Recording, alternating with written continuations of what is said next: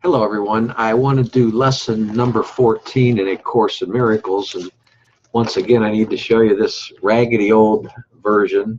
For those of you that know me, know where this had come from, taped and everything. But my friend on Facebook, Lisa, this is for you, Lisa, who now lives in Canton, New York, near the Canadian border. Very much up there with harsh winters. But she had worked in the financial district when 9/11 disaster happened, when the World Trade Center was attacked. And at the same time, her husband at the time was working in the towers and he was killed. He was one of the victims of this tragic event. And Lisa had to get her life together, and through a lot of turmoil and just with a lot of faith, her and her husband had both lived in the city. Well, anyways, Lisa, to make a long story short, without going on about her story, she had met another man who had 3 sons of his own, and growing up sons, and she fell in love with him, and they married. She moved upstate New York.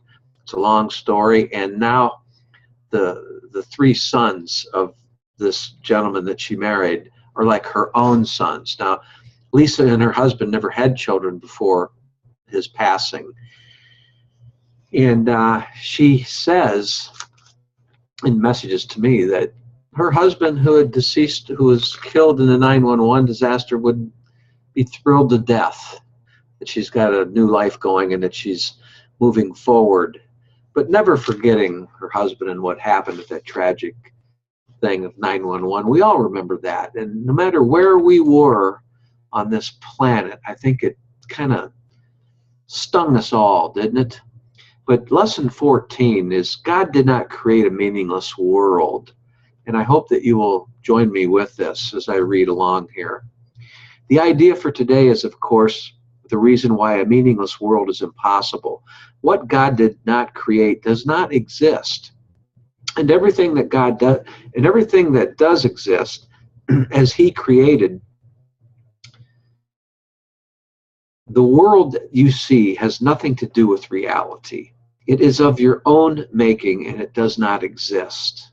That's a strong statement to start off with here. The exercises for today are to be practiced with eyes closed throughout. The mind-searching period that we all have should be short, a minute at most. In other words, don't dwell. I'll repeat that. The mind-searching should be short, a minute at most. Do not have more than 3 practice periods with today's idea unless you find them comfortable. If you do, it will be because you really understand what they are for. The idea for today is another step in learning to go through the thoughts that you have written on the world and the thoughts that make you see the world instead of God in their place. The early steps in this exchange, which can truly be called salvation, can be quite difficult, even quite painful.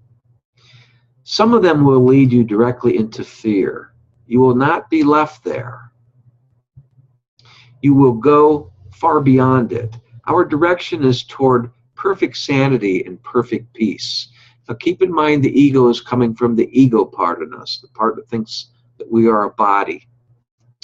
Okay, with eyes closed, think of all the horrors in the world that cross your mind. The World Trade Center. Name each one as it occurs to you, like I had just done, and then deny its reality. God did not create it, and so it is not real. Say, for example, God did not create that war, and so it is not real. God did not create that airplane crash into the World Trade Center, and so it is not real. God did not create that disaster of the World Trade Center, of 9/11, the Pentagon, and all the lives that were lost. God did not create that, and so it is not real. At this point, you may be thinking that we're talking about denial, but that's the whole idea of this lesson, is to understand that who we are beyond this world. Paragraph 5 in this lesson: suitable subjects for the application of today's idea also include anything you are afraid might happen to you or to anyone about whom you are concerned. In each case, name the disaster quite specifically, just like I had just done. Do not use general terms. For example, do not say, God did not create illness, but God did not create cancer, or heart attacks, or whatever may arouse fear in you. This is your personal repertoire of horrors at which you are looking. These things are part of the world you see. Some of them are shared illusions, and others are part of your personal hell. It does not matter. What God did not create can only be in your own mind that is apart from His, that you think is apart from His. Therefore, it has no meaning because your mind is not apart from His. In recognition of this fact, conclude the practice periods by repeating today's idea. God did not create a meaningless world. Sit back and just think about that and not dwell on it. God did not create a meaningless world. And the reason that we say don't dwell on it is because to dwell on it means to analyze or to dissect it. And that just allows the ego, that fearful and doubting Thomas side in you, to come through and try to say that you are insane for wanting to believe such preposterous things, which really the ego is insane because it is nothing, therefore it really believes in nothing, surely. Okay, to end this, the idea for today can of course be applied to anything that disturbs you during the day, aside from the practice periods. Be very specific in applying it. In other words, say, God did not create a meaningless world. He did not create the World Trade Center disaster on 9/11. And so it is not real. For those of you that are experienced in A Course in Miracles will understand what this lesson is all about. And for those of you that are not experienced in A Course in Miracles, I urge you to go through that lesson again in your own version, or repeat the video if you don't have it. But what I do urge you once again is to not dwell on it, is just to let the words sink in. Kind of like driving down the highway when you notice a road sign on the side of the road and you don't really stop to dwell on it, you just keep going, but you recognize it and go from there. I wish the best for you. And Lisa,